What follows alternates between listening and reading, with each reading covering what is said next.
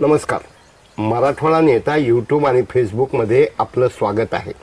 मराठवाडा नेता हा फक्त राजकीय, सामाजिक, शैक्षणिक, आध्यात्मिक नाही, तर वेगवेगळ्या क्षेत्रात घडणाऱ्या घडामोडी, लोकांचं ज्ञान, अनुभव, मग शिवराज पाटील चाकूरकर असोत, नंतर ढोक महाराज असोत, गैनीनाथ महाराज असोत, JM वाघमारे असोत, वेगवेगळे आमदार, खासदार, या लोकांच्या तर मुलाखती घेतोच. पण आपल्याकडं लातूर जिल्ह्यातील शिरूर ताजबंद येथील जे स्वतः engineer, electronic communication engineer, MBA झालेले संतोषराव सरनेम सर सारोळे यांनी चमत्कार केला. आणि जे लोक बसतात शेती परवडत नाही, म्हणजे देर्या हरी पलंगावरी, अशा प्रकारची जी मानसिकता असते, त्यामुळं शेती परवडत नाही, शेतीचं काही खरं नाही, शेती परवडत नाही, शेतीचं काही खरं नाही. तर शेती हे परवडू शकते. शेतीला कष्ट पाहिजे, परिश्रम पाहिजे, अभ्यास पाहिजे, बारकाईनं लक्ष पाहिजे आणि व्यापारी घडामोडी ज्या घडतात त्याकडं बारकाईनं लक्ष ठेवलं पाहिजे. नसता चला पेरा सगळं सोयाबीन, पेर लावा सगळा ऊस, लावा सगळं आणखीन काहीतरी, अशा प्रकारचं न करता गेल्या 7-8 वर्षात शिरूर ताजबंद येथील संतोषराव यांनी संतोषजनक शेती करून एक रोल मॉडेल बनण्याचा प्रयत्न केलेला आहे. त्यांनी जरबेराचं उत्पादन या ठिकाणी केलेलं आहे. त्यांनी सुगंधी शेतीचं या ठिकाणी केलेलं आहे, गोबी केलेले आहेत, नर्सरी केलेली आहे. तर आता आपण भेटत आहोत. रडू नका, आत्मविश्वास गमवू नका. काळी आई झिजते कणकन रक्षणार्थ तिचं बांधा कंकन म्हणत असताना काळ्या आईला नाव ठेवू नका, जागे व्हा, हा संदेश देत आहेत संतोषराव. नमस्कार सर. नमस्कार सर. मराठवाडा नेता यूट्यूब चॅनलवर आपलं मनपूर्वक हार्दिक स्वागत आहे.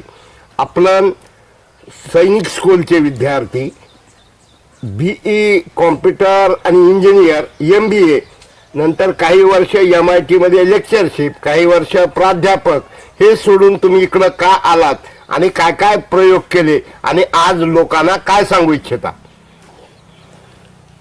सर, जेव्हा आपण शिक्षण घेतो त्यावेळेला आपल्या मनामध्ये पुढची जी ओढ असते, तर आपण यातून 2 पैसे कशी चांगले कमवू आणि आपल्या परिस्थिती कशी आपली चांगली सुधारता येईल, यावरती आपण प्रत्येकजण प्रयत्न करत असतो.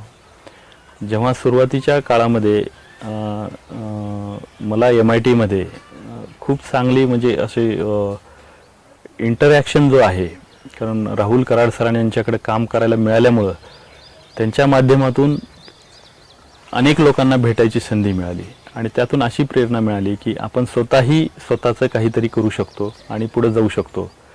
त्यासाठी सुरुवातीला आम्ही स्वतःची IT कंपनीही स्थापन केली, जी की एज्युकेशन सेक्टरमध्ये काम करत होती. Phoenix talent hub private limited या नावाने आम्ही ते चालू केलं होतं. पण योगायोग असा होता की कंटिन्युअसली सिलेबस बदलत गेला, त्यामुळं आम्हाला ते बंद करावं लागलं. कारण त्यावेळेस आमची कॅपॅसिटी नव्हती की परत त्याच्यामध्ये इन्व्हेस्टमेंट करण्याची, ती खर्चिक बाब होती. म्हणून मग कालांतराने जे आहे की आपल्या मनामध्ये कायमस्वरूपी काहीतरी करावं हे विचार डोक्यात राहायचे. आणि त्यातही वडिलांनी एक संधी दिली की आपल्याकडं गावाकडं आपली शेती आहे, तुझ्या शिक्षणाचा आपल्याला काही फायदा होत असेल आणि तू काही नवीन करू शकत असशील तर तुला येण्याची संधी आहे. तर ह्यासाठी मग पॉझिटिव्ह विचार करून मी इकडे येण्याचा जेव्हा निर्णय घेतला, तर वडिलांनीही प्रेशराईज केलं नाही की आल्यानंतर लगेच लागली गे आणि कामाला लाग. त्यावेळेस मग त्यांनी थोडंसं फ्रीडम दिलं. त्या फ्रीडमचा मला बेनिफिट जो आहे, मला विचार करण्याचा वेळ मिळाला आणि त्या विचार करण्यामध्ये मी स्वतःचं एक ॲनालिसिस केलं की आपल्या ह्याच्यामध्ये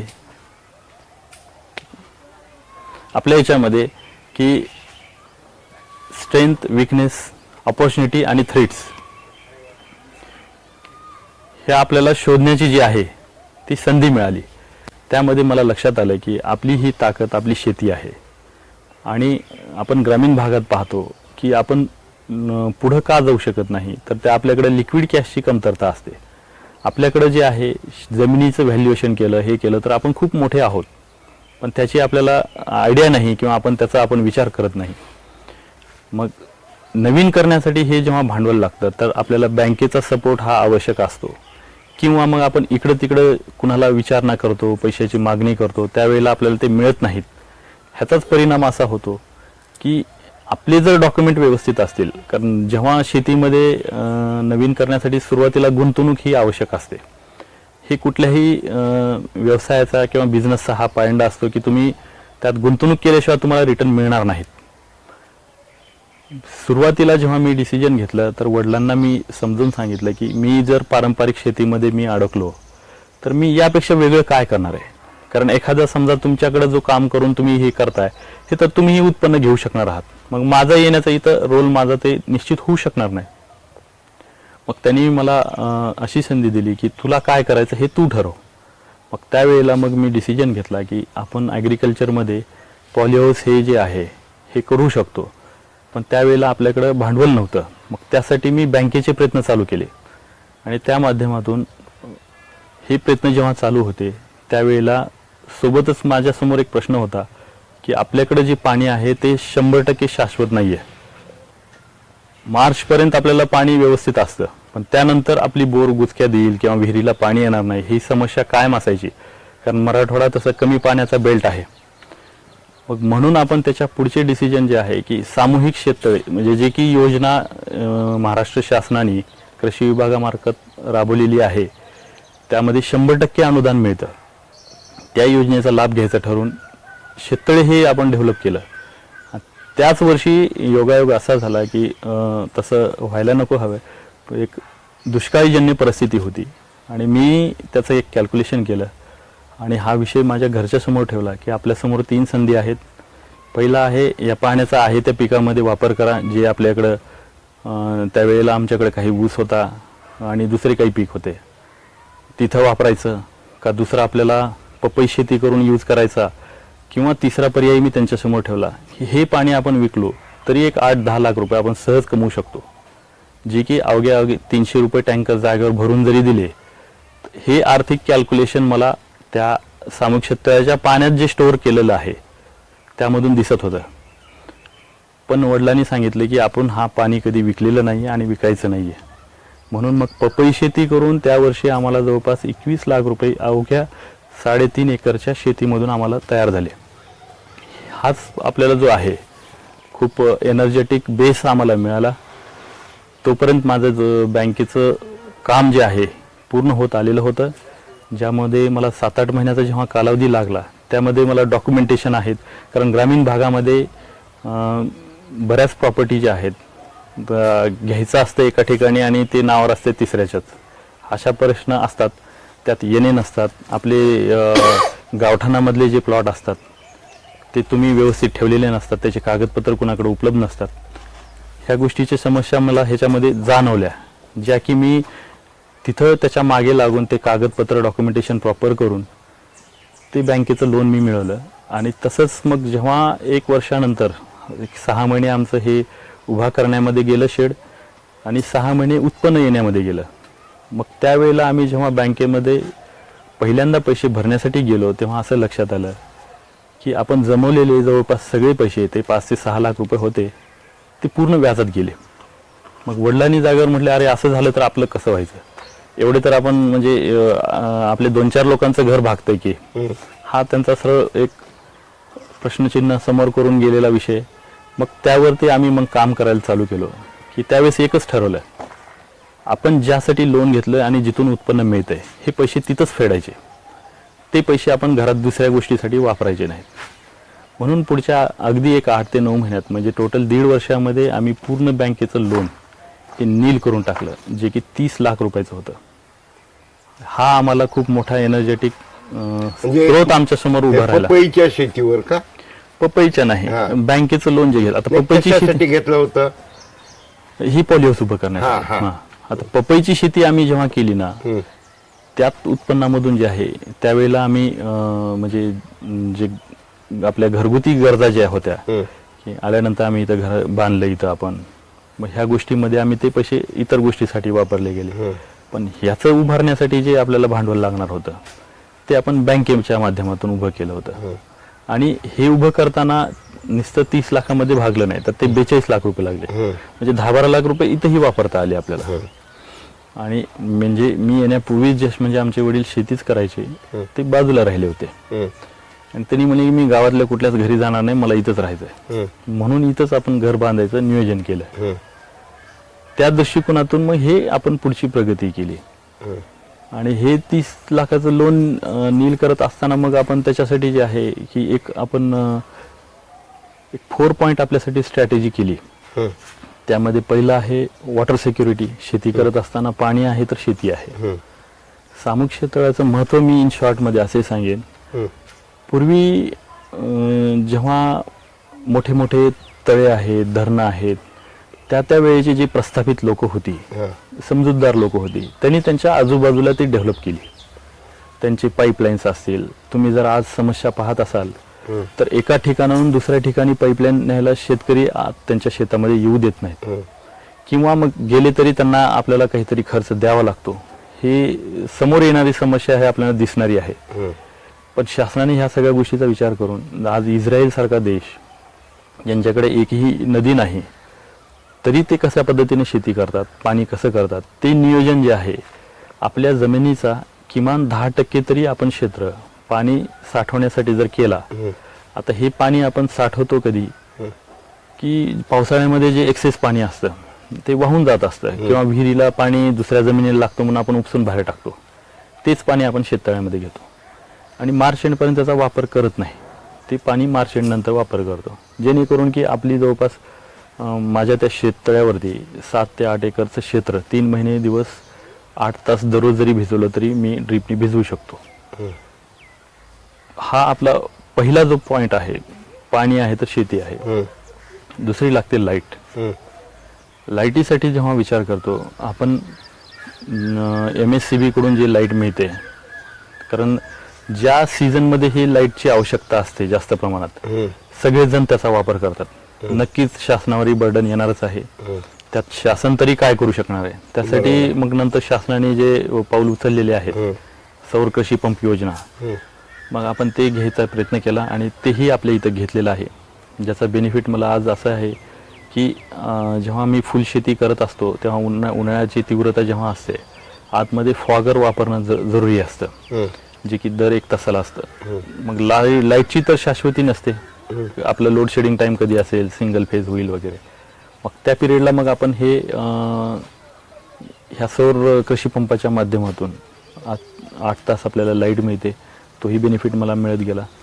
त्याचबरोबर मनुष्यबळ जे आहे, आज ग्रामीण भागामध्ये तुम्ही जर विचार केला तर आज 10% ही पुरुष हे जे आहेत शेतीमध्ये कामाला उपलब्ध होत नाहीत. आणि टोटल महिलांवरती ही डिपेंड असलेली शेती आज आपल्याला टिकवून तेवढंच मुश्किल जातं. कारण रोजगाराच्या समस्या ज्या आहेत, जिथे 2 पैसे जास्त मिळतात कुणीही जायला त्यांना भाग पाडतं की आपण तिथं गेलं पाहिजे. पण त्यांना कंटिन्युअस काम मिळणं ही जिकिरीची गोष्ट आहे. त्यासाठी आपण हळूहळू ह्याच्यात हे बदल केलेत की आपल्या शेतीमध्ये 12 माही काम असे 4 महिलांना आपण कायमस्वरूपी दर महिन्याला पगार बेसवर त्यांचं पेमेंट चालू केलं. अच्छा. ज्याचा फायदा असा होतो, त्यांनाही एकत्र पैसे मिळतात, ज्यामधून त्यांनी त्यांच्या घरातल्या गरजा भागू शकतात. आणि आठवड्याला मिळणाऱ्या पैशामध्ये समजा जर आपण त्यांना आठवडी पेमेंट देत असतो, जे आजची सिस्टीम आहे मार्केटमध्ये, ती पेमेंट त्यांची इतर गरजा भागवण्यामध्ये निघून जातात, शिल्लक काहीच राहत नाही. त्याचाच परिणाम त्यांच्या वैयक्तिक कुटुंबामध्ये जे आहेत कुठल्या दुसऱ्या गोष्टी ते करू शकत नाहीत. हा एक बेनिफिट मी पाहून त्यांचं मंथली पेमेंट केलं आणि त्यांचा बेनिफिट त्यांना मिळतोय. तसंच मी आज असंही केलेलं आहे, जे आपल्या इथं महिन्यामधून 25 दिवसाच्या पुढं लोक काम करतात एका महिन्यामध्ये, त्यांना एक पगारी सुट्टी मी देतो. किंवा त्यांनी काम जरी नाही केलं किंवा काम कंटिन्यू केलं तर ते बोनसवाले पैसे एक्स्ट्रा देतो मी त्यांना. महिन्यातून 1 दिवस का आठवड्यातून? महिन्यातून 1 दिवस. त्यांना ते बोनस म्हणून देतो, ज्यामुळे त्यांचा उत्साह कायम राहतो, ते टिकून राहतात. ही तिसरा मुद्दा आपला मनुष्यबळाचा होता. आणि चौथा मुद्दा मी आहे की आज शेतीला जे आहे मनुष्याचा कुठलाही धोका राहिलेला नसून तो वन्य प्राण्यांचा वाढलेला आहे. कारण दिवसेंदिवस जे आहे, कारण आज शेतीमधली काही चोरी जरी करायचं म्हणलं तर ते पोतं उचलणार कोण, हा प्रश्न आहे. त्या चोरालाही पोतं उचलायचं अवघड आहे. तर ते हरण म्हणा, डुक्कर म्हणा, ससा म्हणा, कारण पपईसारख्या पिकामध्ये मी पाहिलं की खूप जेव्हा पपई लहान असते तर सशांचा सगळ्यात जास्त धोका असतो. हे प्राणी आज धोका म्हणून पुढे येत आहेत. तर त्या ठिकाणी आपण तारेचं कंपाऊंड दरवर्षी आपण किमान थोडा थोडा एरिया जर आपण करत गेलो तर नक्कीच एके दिवशी आपल्याला 10-12 वर्षानंतर आपलं पूर्ण क्षेत्र संरक्षित आपल्याला करता येईल, ज्याचा फायदा पिढ्यानपिढ्या ते मिळत जाईल. आणि शेजारचे आपले भांडणतंटा असतील ते कायमस्वरूपी मिटतील. आणि ह्या पॉईंटमध्ये जर आपण शेती केली तर आपण जॉबसारखं 10 ते 6 ह्या टायमिंगमध्ये आपण काम करू शकतो, असा मला आत्मविश्वास आहे. सोबतच जेव्हा आपण शेती करतो अनेक समस्या समोर येतात.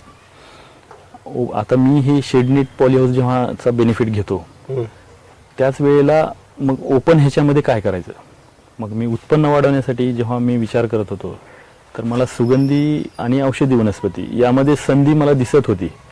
पण त्यामध्ये औषधी जायची की सुगंधी, कारण औषधीमध्ये मला कन्फर्म लोक घेणारे तसे आढळत नव्हते. काही निगेटिव्ह आस्पेक्ट खरेदी विक्री व्यवहारामध्ये दिसत होत्या. त्यात आम्हाला सुगंधी वनस्पतीचं एक चांगलं ऑप्शन आमच्या समोर आलं.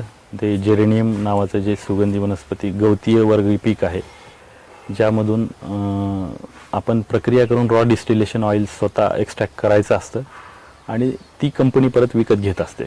ह्या माध्यमातून जे आहे ओपनमधले आपण जे आहे की आपलं वाढीव उत्पन्न करण्यासाठी जेरेनियमची पिकाची निवड केली आणि आज ते देखील आपल्याला एकरी वर्षाला 3 लाख रुपयाच्या आसपास आपल्याला उत्पन्न देऊन जाते. ज्यामुळे माझी वैयक्तिक तर डेव्हलपमेंट झालीच आहे, सोबत इतरही शेतकरी बघून वगैरे आहे माहिती घेऊन जे आहेत पुढे येत आहेत. मला त्याचा खरंच आनंद होतो की शेतीमधून काहीतरी आपण चांगले उत्पन्न कमवून आपण इथंच राहून चांगलं जगू शकतो. आणि आपल्याला जर डिसिप्लिन लावली तर कुशल मनुष्यबळ आपण विकास करू शकतो. त्यांना एवढंच आहे की आपण त्यांच्यावरती जबाबदारी आणि विश्वास ठेवता आला पाहिजे, जे की हळूहळू दुरावला जातोय. ज्याच्यामध्ये कसं आहे की आपणच आपल्या इथं काम करणाऱ्या माणसावरती विश्वास टाकत नाही, त्याचा परिणाम हा लोड सगळा आपल्यावरच येतो. मग प्रत्येक कामाला त्यांनी केलं का नाही जाऊन बघावं लागतं, बसावं लागतं, ह्या गोष्टी समोर येतात. त्यात मला असंही वाटतं जर कंटिन्यू माणसं तुमच्याकडे असतील तर त्यांनाही लक्षात येतं की आज आपल्याला उद्या हे काम करायचं आहे, कारण आज हे झाल्यानंतर हे काम आहे हे त्यांना माहीत असतं, त्यामुळे आज हे कम्प्लीटच करावं लागेल हे त्यांनाही जाणून येतं. हे जसं आपण कॉर्पोरेट कल्चर जसं असतं तशा पद्धतीनं आपल्याला हे शेतीमध्येही डेव्हलप करता येईल. आता फक्त शेतीमध्ये टेक्निकल बाबी ज्या आहेत, जेव्हा आपण बघतो जी ओझ्याची कामं असतात ज्यामुळं शेतीकडं मनुष्यबळ यायला तयार नाही, त्यामध्ये जर काही डेव्हलपमेंट झाली तर नक्कीच म्हणजे शेतीमध्ये खूप सारे माझ्यासारखे तरुण शिकलेले लोक यायला इच्छुक होतील असं मला विश्वास वाटतो आणि त्यामध्ये सगळ्यांचा फायदाही आहे. तुम्ही हे शेडनेट कधी केलं, किती वर्ष झाले? 2018ला केलं सर. सर जवळजवळ 4 वर्ष झाले.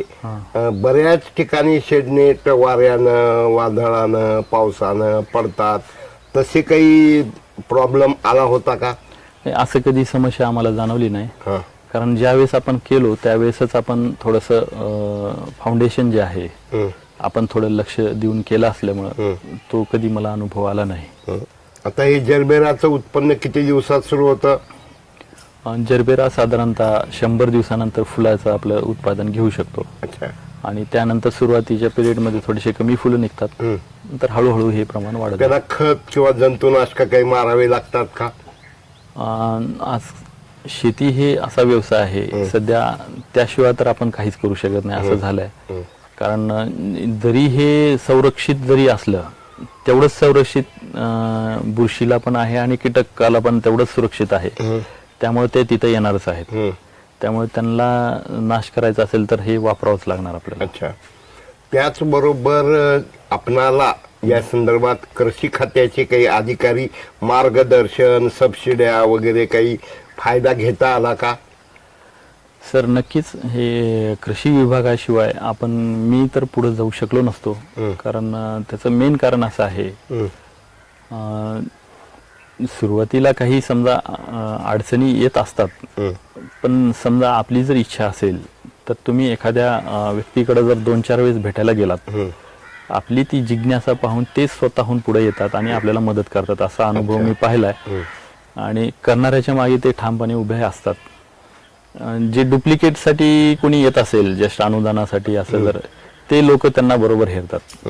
तिथं त्यांना मग समस्या आहेतच. आणि कृषी विभागाचा मला पॉलीहाऊससाठी, शेततळ्यासाठी, आज हे डिस्टिलेशन युनिट आहे जेरेनियमचं, यासाठी मला अनुदान आणि सहकार्य लाभलेलं आहे. त्यामुळेच मी आत्मनिर्भर होऊ शकलो. अच्छा, असं मला वाटतं.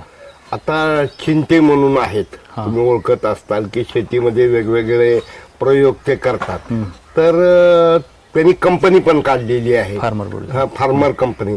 तसं काही तुम्ही प्रयत्न केलाय का? हो सर, आम्ही Shirur Nalegaon farmer producer company limited नावाने आपली कंपनी आहे.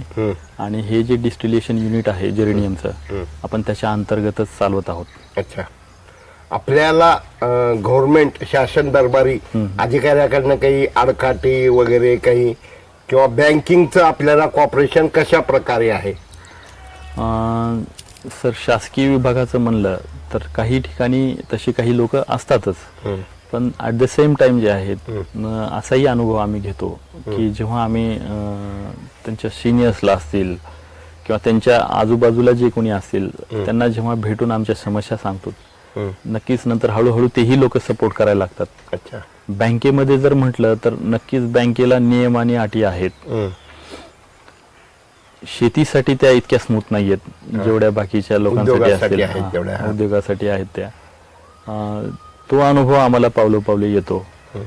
पण मला असं वाटेल की जर असंच जर तुम्ही जर उदाहरण HDFC बँकेचं घेतलं, तर आज HDFC बँकेचा सलग मागचे 10 ते 15 वर्ष सगळ्यात चांगली बँक म्हणून नावाजाला जेव्हा येते, तर त्यांच्या बेसमध्ये गेला तर त्यांचा शेतकरी हा सगळ्यात मोठा बेस आहे. आणि सुरुवातीला किंबहुना ट्रॅक्टर लोनच्या माध्यमातून ICICI बँक आणि HDFC बँक हे पुढे आल्या होत्या ॲग्रिकल्चर लोनमध्ये.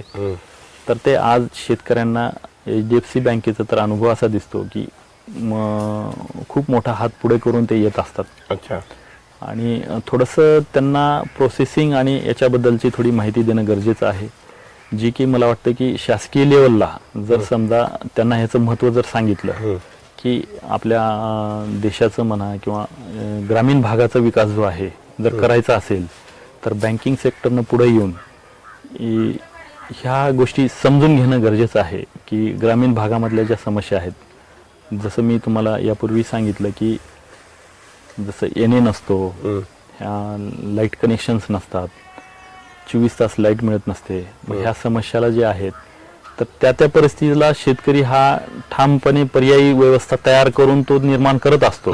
फक्त एवढंच असतं की त्याला मागणं सपोर्ट लागत असतो थोडा बहुत, त्या सपोर्टची अपेक्षा असते. आणि त्या जर बँकिंग सेक्टरनं थोडंसं समजून घेतलं, शेतकरी कधीच त्यांना दगा देणार नाही.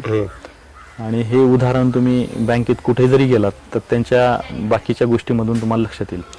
जिल्हा मध्यवर्ती सहकारी बँकेकडे कधी जायचा योग आला का?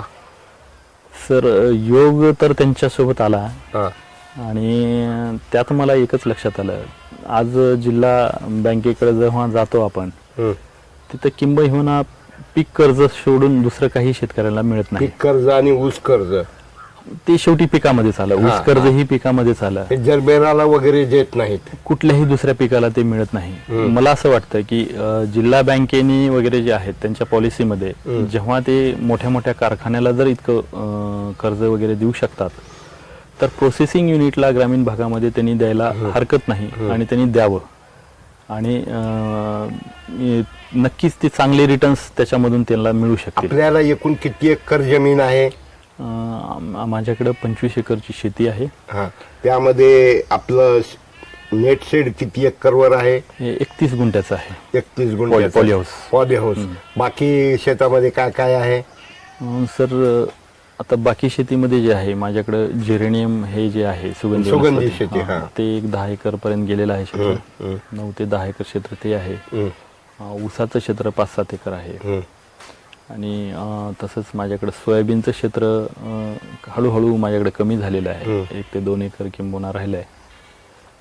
माझा प्रयत्न आहे की आपल्याला जास्तीत जास्त म्हणजे आपण निसर्गावरती अवलंबून आजच्या तारखेमध्ये शेतीला सगळ्यात मोठा जो काही चॅलेंज आहे तो निसर्ग आहे. ते कधी मग जास्ती पाण्याच्या स्वरूपात आहे तर कधी कमी पाण्याच्या स्वरूपात आहे. शेडनेट पॉलीहाऊसचा जर बेनिफिट घेता आला तर जास्तीत जास्त लोकांनी त्याच्यामध्ये बेनिफिट घ्यावा. आपलं गोबी किती एकर आहे? आजच्या तारखेमध्ये माझ्याकडे गोबी 1 एकरची आहे. हे ढबू मिरची वगैरे काही? शिमलाची मी 2 वर्षापूर्वी घेतली होती. पण ते काही थोडं नाही आहे हा. ती मी असं मला वाटतं स्वतःला की मार्केटमध्ये तुम्ही जर ऑब्झर्व करून जर गोष्टी करत असाल तर काही वेळेस आपल्याला मार्केट इंडिकेशन देतं की कुठल्या पिकावर आपण जायला पाहिजे. ह्या जसं आता आम्ही मध्ये जेव्हा पपई जेव्हा घेत होतो नक्कीच फायद्यात होतो. पण गेल्या वर्षी किंवा ह्या 2-3 वर्षामध्ये जास्त पाऊस जेव्हा जेव्हा व्हायला लागला तेव्हापासून आम्ही त्या पिकापासून दूर गेलो. कारण नेमकं पाऊस पडायचा टायमिंग, फळं मोठे व्हायचा टायमिंग आणि तो पानं खराब होण्याचा टायमिंग हा एकच होत होता. अच्छा.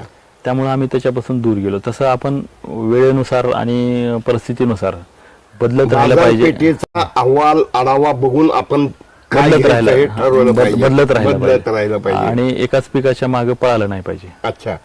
आता हे सर्व करत असताना आपण आणखीन म्हणजे हे जे सामूहिक शेततळ केलं ते सामूहिक म्हणजे किती लोकांमध्ये मिळून केलं? 6 लोकांमध्ये. 6 म्हणजे किती एकर जमिनीचं? ते जवळपास 15 एकर जमिनीचं क्षेत्र आहे. अच्छा. तर त्याचे काही पाणी घेताना काय प्रोपोर्शन ठरवता? आम्ही पाणी घेताना जे आहे त्याचं प्रोपोर्शन त्यातली 3 लोक तर कोरडवाहू शेतीमधले आहेत. त्यामुळे त्यांची अपेक्षा फक्त जमिनीचं देणे नाही, म्हणजे त्यांची अपेक्षा नाहीच आहे. फक्त त्यांचं म्हणणं असतं की आम्हाला जर इमर्जन्सीमध्ये कधी लागलं, आम्ही रब्बी केली त्यावेळेला तुम्ही द्या, असे काही लोक आहेत. कारण प्रत्येक जण असं पूर्णपणे शेतीच्या उत्पन्नावरती गुजारा होऊ शकत नाही. त्यांचे काही साईड बिझनेस असतात त्यामध्ये असतात असं त्यांचं म्हणणं होतं आणि त्याला आम्ही मान्य करतो.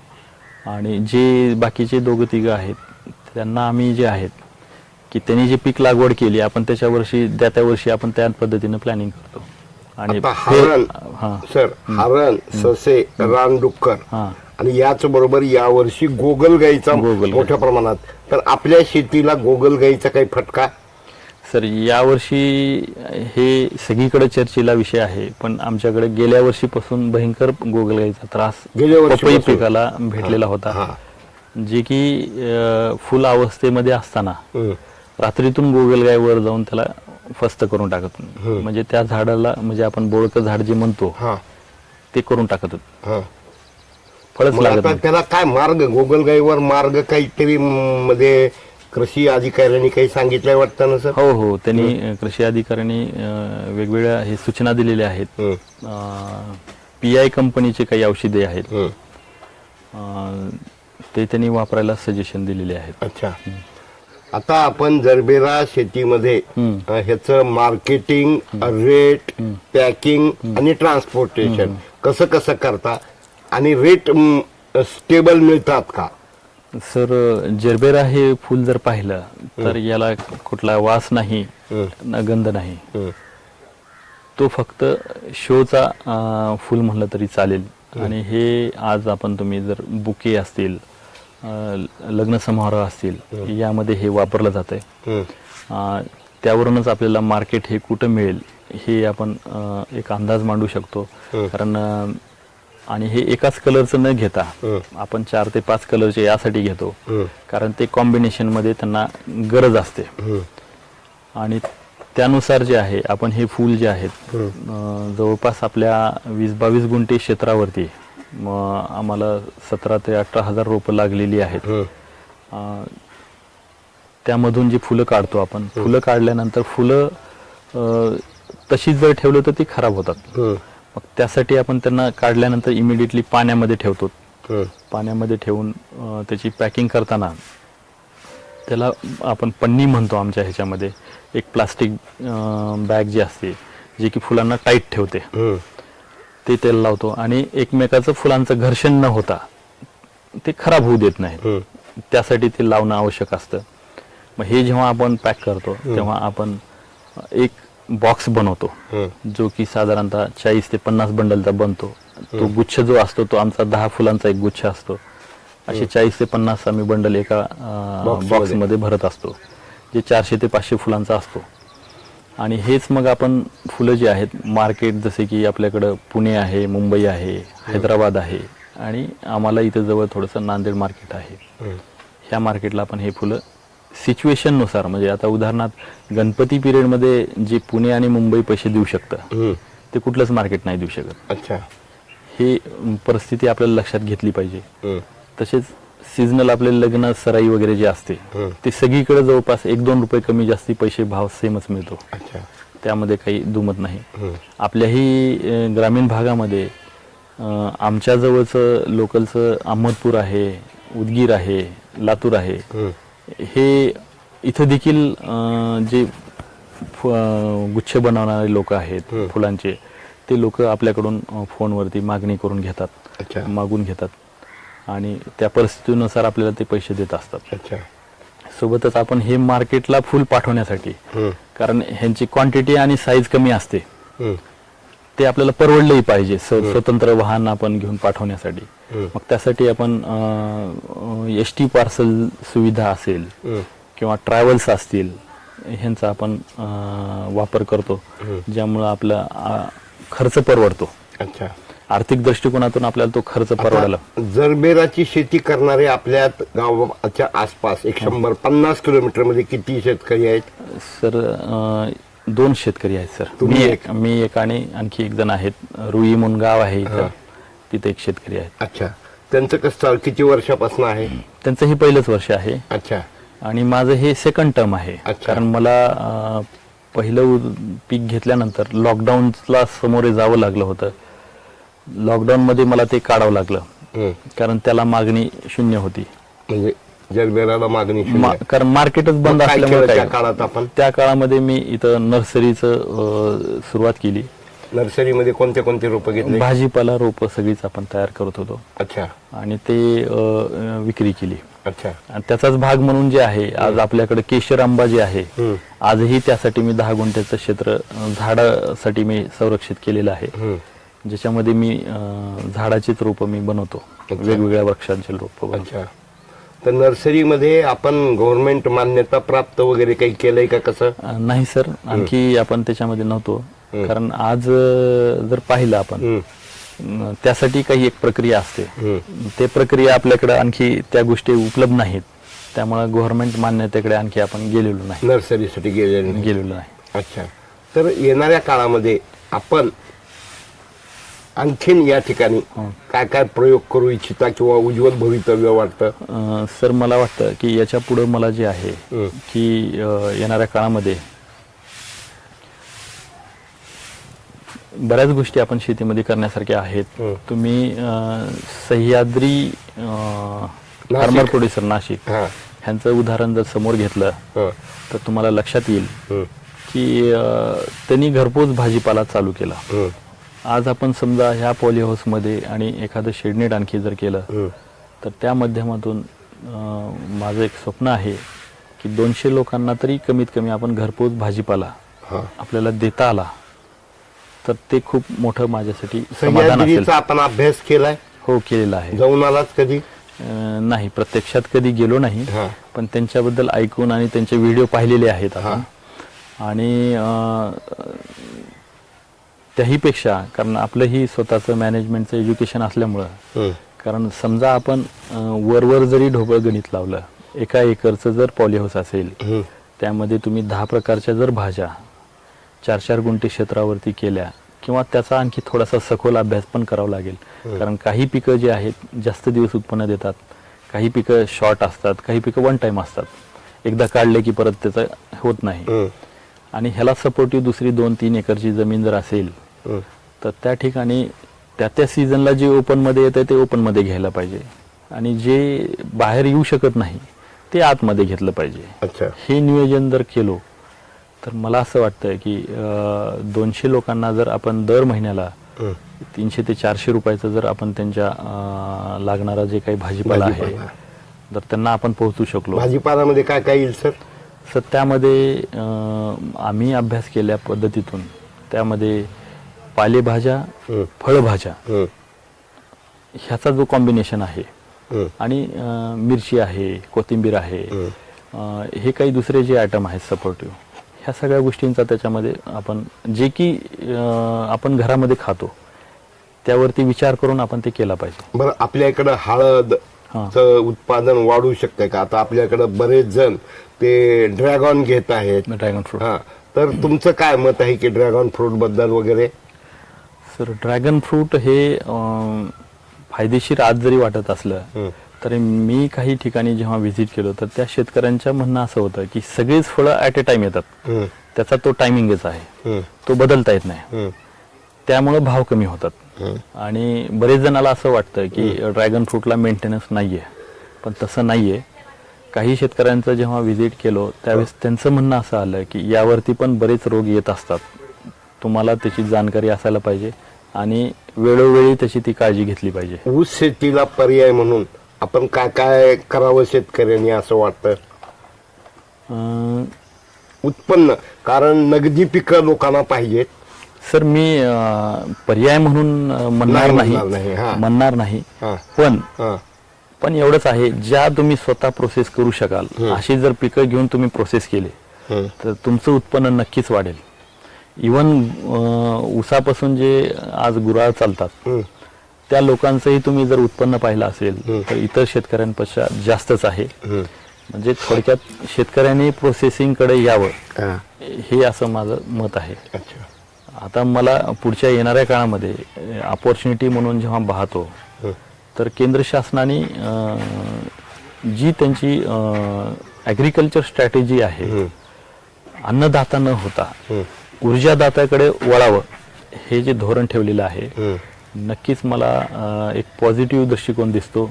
आणि तसं जर घडलं तर नक्कीच आपला स्वतःचा एक CNGचा प्लांट असाल असं स्वप्न मी पाहतो. अच्छा, मग त्यासाठी काय काय लागणार? CNG साठी आपल्याला काय काय? सर CNG हे काही नवीन गोष्ट नाहीये, कारण काय आपण ते कॉम्प्रेस नायट्रोजन गॅस म्हणतो जे, आणि कॉम्प्रेस बायोगॅस. बायोगॅस म्हणजेच आपला गोबर गॅस आहे, जे की पारंपरिक पद्धतीने आपल्याकडे खूप वर्षापासून प्रचलित आहे. आज त्याचं स्वरूप फक्त टेक्निकल दृष्टिकोनातून पाहिलं जातं, कारण त्याचा वापर मोठ्या प्रमाणात होणार आहे येणाऱ्या काळामध्ये, आणि जी की आपण उत्पाद करू शकतो. आणि हे सगळं ॲग्रिकल्चर वेस्ट आणि इंडस्ट्रीयल वेस्ट मधून होऊ शकतं. मग त्यासाठी जे आहेत आपल्या शेतामध्ये जे काही टाकाऊ वस्तू आहेत त्याला कुजवल्यानंतर जो गॅस मिळतो तो गॅस आपण कलेक्ट करून त्याला त्या आपल्या भागामध्ये CNGचं कोणी प्रोडक्शन केलेलं आहे का? तसं नॅचरल नी केलंय तसं आणखीन कोणी केलेलं आहे का? सर ऍक्च्युली तुम्हाला आपल्याला आनंद वाटायला पाहिजे, कारण नॅचरलचे जे डायरेक्टर साहेब आहेत ठोंबरे साहेब, आपल्या भारतातला पहिला प्रोजेक्ट त्यांचा आहे CNGचा, जे की शुगर केन इंडस्ट्रीला अटॅच आहे. बाकी इतर लोकांनी केली असतील सेपरेटली, पण तसं मी खूप जणांची चर्चा आणि गप्पा खूप ऐकतो, पण प्रत्यक्षात पाहायला मला फक्त तिथंच मिळालं. जाऊन आलात बघून? हो, जाऊन आलो. त्यांच्याशी भेट झाली, त्यांच्याशी बोललोय, त्यांचं मार्गदर्शनही भेटलं. त्यांचं असं म्हणणं आहे की तुमच्याकडे रॉ मटेरियल हे कन्सिस्टंट असलं पाहिजे, त्याशिवाय तुम्ही त्यामध्ये डेअरिंग करू नये, कारण जेणेकरून की ह्याच्यामध्ये सुरुवातीची गुंतवणूक मोठी असते. किती असते सर साधारणतः? सर कसं आहे की आत्ताचं मार्केट जे आहे मग ते आणखी स्टेबल झालेलं नाहीये, त्यामुळे मनभाव चालू आहेत. काही कंपन्या जे काही त्यांच्या पद्धतीने बनवत आहेत आणि गॅरंटेड तेवढंच मिळेल हे देखील अजून गॅरंटी नाहीये, त्यामुळे थोडंसं एक रिस्क फॅक्टर त्याच्यामध्ये आहे. त्यामध्ये मला स्वतःला असं वाटतं की शासनाने स्वतः त्या टेक्नॉलॉजी ज्या आहेत, ज्या कंपनी कोणी प्रोव्हाइड करत असतील तर पुढाकार घेऊन त्याला कसं पद्धतीनं स्टेबल करता येईल थोडंसं त्याकडे लक्ष द्यायला पाहिजे. कारण CNG गॅस जो आहे न संपणारा अपारंपरिक ऊर्जा स्रोत आहे. जसे सौर ऊर्जा कृषी पंप आपण त्यांनी दिलेला आहे त्याच पद्धतीनं. एकीकडं शेतकरी म्हणजे असंतोष, पण आई वडिलांनी नाव ठेवलं संतोष आणि आडनाव सारोळे. सारोळे. सर्व काय आरोळ्याच मारणं चालू आहे, पण आमचे सारोळे साहेब एक अत्यंत दूरदृष्टी, नियोजन, आधुनिक म्हणजे ज्ञानाचा अवलंब करणे, बाजारपेठेचा अभ्यास करणे आणि वेगवेगळे प्रयोग. नसता 50 एकर ऊस लावून टाका, 20 एकर बांबू लावून टाका, असं न करता वेगवेगळे प्रयोग करत आहेत. आपण सर्वांनी या ठिकाणी यावं, पाहणी करावी, मार्गदर्शन घ्यावं. आणि आता जस्ट मी बी ठोंबरे साहेबांना एक 15 मिनिटापूर्वी बोललो, उद्या ते अपॉइंटमेंट देणार आहे, त्यांचाही घेणार आहे इंटरव्ह्यू. तर माझी आपल्याला विनंती राहणार आहे की आपण शेतकऱ्यांना, श्रोत्यांना आपला मोबाईल नंबर सांगावा, ज्यामुळं लोक तुमच्याशी संपर्क साधतील. आणि अधिकात अधिक साथी हात बढ़ाना, एक अकेला थक जाएगा, मिलकर बोझ उठाना. आणि याप्रमाणेच आणि जिल्हा मध्यवर्ती सहकारी बँकेने सुद्धा बदलत्या परिस्थितीमध्ये काय काय करता येऊ शकतंय याचा अभ्यास करावा. शेतकऱ्यांनी संघटित व्हावं आणि आपली भविष्य मीच माझ्या भविष्याचा शिल्पकार या दृष्टिकोनातून पाहावं. सगळ्यांनी संतोष राहावाप्रमाणे संतोषी राहावं अशी मी विनंती करतो. आणि सर आपला मोबाईल नंबर सांगा अशी मी विनंती करतो. माझा मोबाईल नंबर हा 72 49 09 86 36 असा आहे. धन्यवाद सर. आपण मराठवाडा नेता यूट्यूबला खूप चांगली माहिती आपण दिलात. त्याबद्दल बाजारपेठीची दिली, तंत्रज्ञानाची दिली, हिंस्त्र पशुची दिली आणि बँकिंगची सुद्धा आपण माहिती दिली. मी आपलं मनपूर्वक आभार मानतो आणि लोकांना विनंती करतो की अधिकात अधिक लोकांपर्यंत आपण फॉरवर्ड करा, लाईक करा, शेअर करा. धन्यवाद. धन्यवाद.